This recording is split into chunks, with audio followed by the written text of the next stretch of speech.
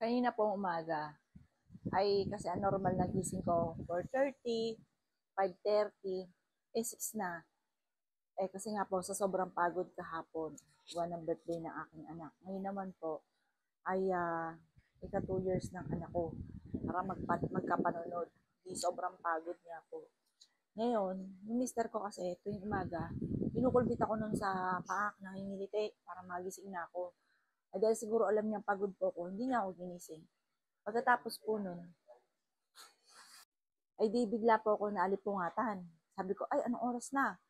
May kumukulbit sa pa ako. Sabi ko, nambubisita naman tong mister ko.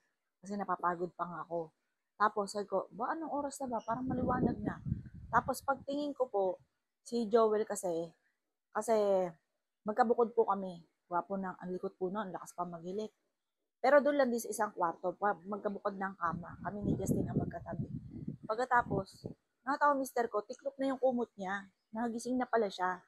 Tapos naglilinis na siya dito sa baba. Hindi niya na ako ginising. Pero, kinukulbit po ako.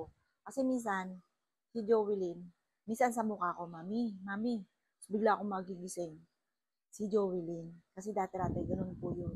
Mami, Mami, ganun po siya. Minsan, isang araw, sabi niya, Mami, parang may inaabot siya, nakaputi siya.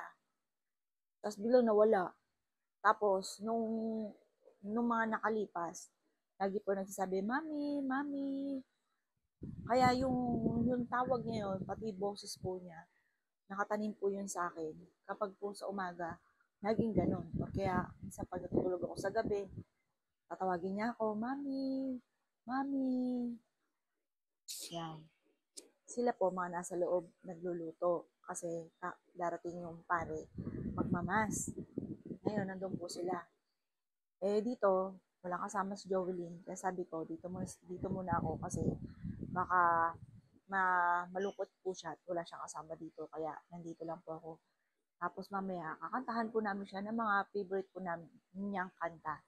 Pupunta rin po yung mga ibang kaibigan po niya maya-maya.